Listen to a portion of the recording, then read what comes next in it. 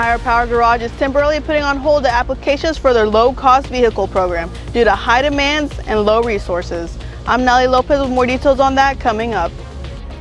Plus, residents in some Grove neighborhoods say they have a speeding problem and they've had enough. And a Joplin Science Center gets a financial boost from an area business. The 4 states' most watched news starts now. Higher Power Garage faces a tough choice. The Joplin-based nonprofit temporarily halted applications for its low-cost vehicle program after resources run low. This is KOAM News. I'm Tanya Bach. KOAM's Nelly Lopez gives us insight on how Higher Power Garage is still working towards fulfilling the current approved applications, but they still need support from the community. Give everybody that qualifies a car. I mean, that would be our goal, but we would have to have the support. That goal is now on pause. Higher Power Garage is temporarily putting a hold on applications for the low-cost vehicle program. As a nonprofit organization, resources are donations and grant-based. It really struggled this year. Several of the grants that we have gotten in the past we did not get this year. Then the ones that we did get, we've seen reduced amounts. Funding was kind of an issue with that. On every low-cost vehicle that we put out, we lose at least $1,000 on it. That squeeze is happening as demands keep climbing. The need for having transportation has increased over the years. In 2024, they were able to give over 40 cars. Right now we'll have 75 cars out by the end of the year. So that's kind of the goal, is to make sure that we are being good stewards of the program and the funds and the cars that we have, to make sure we meet as many needs as we can. They currently have 12 cars that need repairs, but repairs need funds. And the wait list is already outpacing what their budget can handle. 43 families that we have to find vehicles for. With that being said, we have to have the support to support this program. We had a budget of about $35,000 for the entire year. We have almost completely maxed out that budget. Some may not have the resources to purchase a vehicle, but organizations like Higher Power Garage helps eliminate that barrier. It just takes the community to come together to support one another. In Joplin, Nelly Lopez, KOAM News. Gideon wants to clarify the program is not going away. They are working to continue it and get more funding to be able to repair cars properly. Meteorologist Katie Fraser joins us now with a first look at the forecast. Hey, good evening, everyone. Happy Wednesday to you. We've been looking at a fantastic day here across the area, and check this out. Temperatures are about 10 degrees cooler than they were this time yesterday. So hopefully definitely taking advantage of the great weather we've been having so far. Tonight we are going to cool down to the high 60s. Winds will be light, clear skies as well. Really going to be a fantastic evening across the 4 states.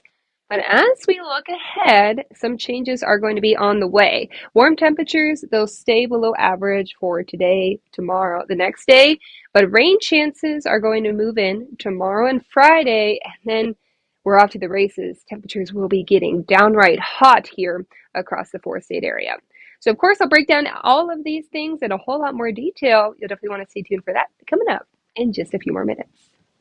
All right, thanks, Katie. The KBI launches an investigation following the death of an Allen County inmate. On Tuesday, a 29-year-old inmate was found experiencing medical distress in his cell. Staff and EMS administered life-saving measures and took him to an area hospital. After initial treatment, the sheriff's office says hospital staff placed him on life support and transferred him to another hospital. The inmate died just after 1 p.m. today. The sheriff's office says the inmate was in jail on alleged drug charges and an ICE detainer. A Crawford County judge sentences a man to more than 30 years in prison for child sex crimes. Prosecutors say Damian Yarbrough pleaded no contest to rape and aggravated criminal sodomy. This stems from a reported assault last August at a Pittsburgh hotel. The judge sentenced Yarbrough to 210 months for rape and 155 months for aggravated criminal sodomy. These sentences will run at the same time. He will also have to register as a sex offender and will be under lifetime post-release supervision. Well, some folks in the city of Grove, Oklahoma are complaining about speeding down residential neighborhoods. The roads with the most speeding are Mills, Cherokee, and Hazel Street. Residents are concerned because there are public parks and many children that live on these streets. side on our porch and a red Mustang. I mean, he flew by. I've been able to have stopped at the stop sign. That's how fast. And that was the worst. But yeah, people fly pretty fast. Well, later tonight, we'll see how the Grove Police plan to put the brakes on speeding. Many of our news stories come from the help of viewers in the community just like you. If you have a story to share, just scan this QR code. It'll take you to a news tip page of our website, KOAMnewsnow.com. And once there, simply fill out the form and we'll do the rest. That's the news tip page on KOAMnewsnow.com. The Schroeder Family Explorium is getting a boost from a local business partner. Sparklight presented a $5,000 community grant to Joplin's newest hands-on science and discovery center. The investment will help provide essential technology infrastructure to support the Explorium's daily operations and enhance the visitor experience as the organization continues its first year of service. We understand the values in small community. So it's just a fantastic opportunity for us to give back. Our employees live here, their children go to school here, so to have a place like this for them to utilize it's fantastic. The Schroeder Family Explorium engages people of all ages in hands-on STEAM-based learning driven by curiosity and play. Entry is $10 per adult and a child over age 18 months. Well, first look at the new home for the Chiefs. Sports director Ryan Blank has the details coming up. But up first, local artist Gary Lofts puts the finishing touches on a mural restoration that highlights the history of immigrants in Pittsburgh. I'm Olivia Moss, and I'll have that story coming. a local artist was recently commissioned to restore a mural originally painted 20 years ago. Now, this painting is located at Immigrant Park in Pittsburgh and highlights the history of immigrants who came to work as miners in the early 1900s.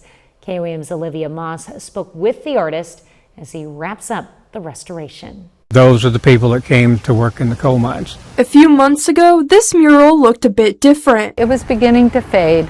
You couldn't read the scrawled script very easily. Now the colors are back as artist Gary Lofts puts the finishing touches. I use 100% acrylic On the Immigrant Park mural, originally completed in 2006. My wife Susan and I started doing the research at various places, talking to descendants of immigrants who came over back in those days. And that's where we put the information together. In January, the Pittsburgh Beautiful Coalition decided it was time for a refresh. I actually contacted another artist and she said, "Oh, no, you should always go to the original artist first." And when we did approach Gary, he appreciated that. This was my baby back in 2005, 2006. And I knew what was there and know how to finish it. Lofts says accuracy matters. We spent a lot of time researching to make it as accurate as we possibly could. And so does durability. Quality of paint and finish coating has increased over the 20 years. This is not just a painting, this is about our history here in Pittsburgh. In Pittsburgh, Olivia Moss, KOAM News. Lofts is an impressionist, and the Immigrant Park mural isn't his only summer project. In August, he'll start restoring historical murals at Miners Hall Museum in Franklin, Kansas. Katie returns next with a complete look at your forecast. Here's your Skywatch weather forecast from the trusted Roper Kia Weather Center. Good evening, everyone, and a big happy Wednesday to you again. Man, today's been a fantastic day. I've already said this a couple times, but really, the truth does not hurt today. Here's a live look outside our High Winds Casino cam. You can see plenty of sunshine out and about. It's been a great day, and we are in for a lovely evening as well. This is what you could expect if you're going to be doing anything a little bit later on tonight. Temperatures dropping into the low 80s and eventually the high 70s. So again, a really pleasant night to get outside, get a little active, because some changes are on the way. Eventually, we're looking at super hot temperatures, but in the short term, we're looking at some rain chances. So tomorrow, about the northwestern, really, half of our area is under a a general thunderstorm risk. So not looking at anything severe expected across the area for tomorrow, but one or two of us could see a pop-up storm or two. So let's time it out for you. This is tomorrow morning, 6 a.m., and noticing some of those spotty showers moving in from the northwest.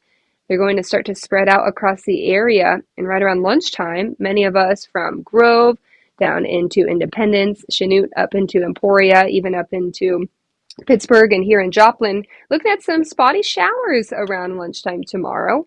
Really, any of us could see some activity throughout the day tomorrow from 6 in the morning to about 6 at night. And after that, we're looking a bit drier as we move throughout the day, or the evening rather, here in the area. So tomorrow, if you're thinking about doing anything outside, yeah, you might have to dodge a shower or a storm or two, but really not anything that's really going to disrupt your day other than just making your car a little bit dirty as you go out and about tomorrow.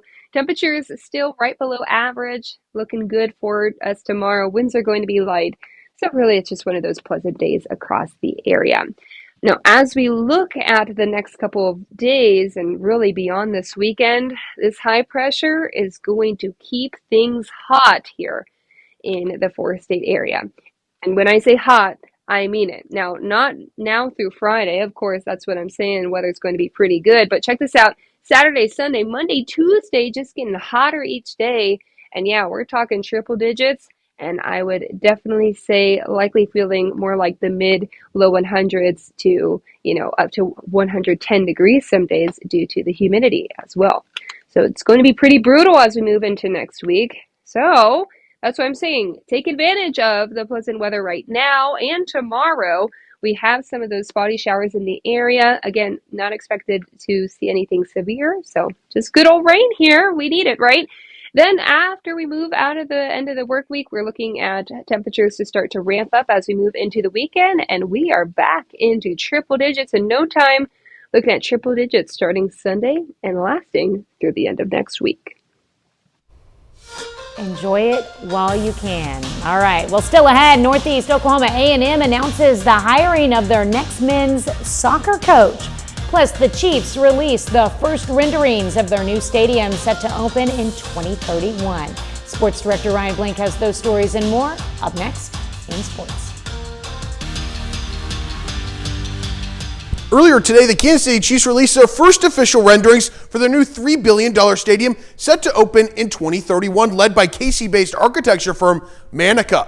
Let's look at these renderings. It is quite similar to the current home of the Chiefs, Arrowhead Stadium. Similar to Arrowhead, the Dome Stadium is set to be built with an identical symmetrical and curved exterior, including that scalloped upper deck in each end zone. According to team owner Clark Hunt, this new stadium will seat 70,000 fans with an intention to amplify the crowd noise, honoring the Guinness World Record held by Arrowhead for the loudest stadium in the world. The biggest difference, obviously, is the enclosed roof featuring some translucent panels. The tradition of tailgating will also continue with over 2,000 parking spaces outside. In a statement from Clark Hunt, he says, "From the beginning, our goal has been to build something that improves the game day experience for every single fan." Adding, "This new stadium will do just that. It's spectacular. It honors the rich legacy of this franchise while setting a bold course for the future of Chiefs Kingdom." On Tuesday, Northeast Oklahoma A&M announced the hiring of their interim head men's soccer coach for the upcoming season, keeping a familiar face with the team. The Norseman naming Tyler Dudit as the leader of the men's soccer program. Dudit, a Claremore, Oklahoma native, played for the Norse from 2021 to 2023, earning first-team academic All-American honors his freshman and sophomore years. Following his graduation from NEO, he became an assistant coach with the program, a position he's held since 2023. In a statement, Dudit says, "I am very excited for this new journey. It is a full-circle moment from being a player to assistant coach and now interim head coach." Adding, "My goal is to build a program our players, alumni, college, and community can be proud of." The Royals and Cardinals wrapping up their respective series to open the week. Kansas City concluding a 6-game homestand, while the Cardinals, they finished a short road trip to open the back half of the season. starting with the Royals, who look to complete the sweep at home against the Giants. For the first time since late April, Kansas City picks up a series sweep, taking the finale 5-4. KC trailed 3-0 in the 7th, and that's where the offense took over, plating 5 runs in the inning. El Capitan Salvador Perez tying George Brett's franchise record with 317 career home runs. Lane Thomas drove in a pair of runs, and Seth Lugo tosses a gem, going 7 innings in a winning effort. But prior to today's matchup against the Giants, Kansas City struck a deal with the Astros to acquire right-handed pitcher Nate Pearson. In the deal, KC sends minor leaguer Max Martin, another pitcher, to Houston. In 16 relief appearances this year, Pearson owns a 3.6 ERA in 20 innings of work. The former first-round draft pick by the Blue Jays has dealt with injuries over his career, but the Royals, they're in need of pitching due to injuries in their staff. However, the injury bug that has plagued them all season continues to strike. For the first time in his career, Bobby Witt Jr. has been placed on the injured list, going on the 10-day IL with back tightness. Pitcher Stephen Kolek has been placed on the 60-day IL due to his flexor strain he suffered during his rehab start last week. And then there's outfielder Jack Caglione, who is also day-to-day now after leaving last night's game with right shoulder soreness. The Cardinals looking to snap a 4-game skid against the Angels in Anaheim, and they get the job done with a 1-0 win. Hunter Dobbins shined on the mound in this one, tossing 6 shutout innings and striking out 5 Angels hitters. St. Louis offense was quiet with only 3 hits, but J.J. Weatherholt was the difference, crushing his 15th homer of the season. And Tanya, I gotta ask, what do you think of the Chiefs' new renderings for their stadium? It's pretty. I mean, I'm excited that it's going to be a little bit bigger. They've thought about the decibel level and want to be able to make it even louder, because you don't want to lose that honor of being the loudest stadium. Yeah, and I think they're doing a good job honoring that, but as much as I don't like the cold, I will miss some outdoor cold football games when it comes to playoff time for sure. The only thing it's missing to really show Arrowhead is the spinal walkways up and down from the seats, but it looks pretty Arrowhead-like to me, which is what I really enjoy. Well, like you said in the newsroom, it's more modern. Yes, it is. Yeah. We're back with more news after this.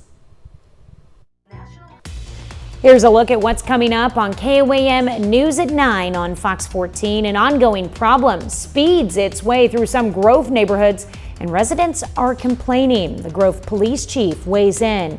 Plus, students head to the campus of MSSU for a summer school hosted by Compass Academy. And we meet a pilot who's found a way to take her personal achievement to a new height. Those stories and a lot more tonight on KOAM News at 9 on Fox 14. Now here's Katie. Well, the Pittsburgh Hispanic Music Festival is returning this fall with a month-long celebration of Hispanic culture, music, and community. Today, organizers previewed the festival during a lunch event hosted by the Pittsburgh area young professionals. The festival runs from September 13th through October 17th, featuring events across locations in Pittsburgh. The presentation is not only about music, but it's also like about community participation. So we have like different organizations like the library doing some events throughout the month. The month-long celebration is designed to highlight the diverse cultures of Hispanic countries through music, education, and community events. Now here's Katie. Hey everyone, we are definitely looking at some hot days as we look ahead in the forecast, but first we have 2 more pleasant days with some rain chances in the mix. Nothing is expected to be strong or severe, just some good old rain here across the 4-state area. That'll end though by Saturday, and look at that, by Sunday we're in the triple digits, and the triple digits don't quit until the end of next week. Well, we get this cool down, so that's good for the teams playing tonight. Absolutely. The Nevada Griffins look to play spoiler, taking on a team fighting for the top seed in the Mink League playoffs starting next week. All right. Well, thank you for watching. We'll see you right back here at 10. Have a great evening and an even better Thursday.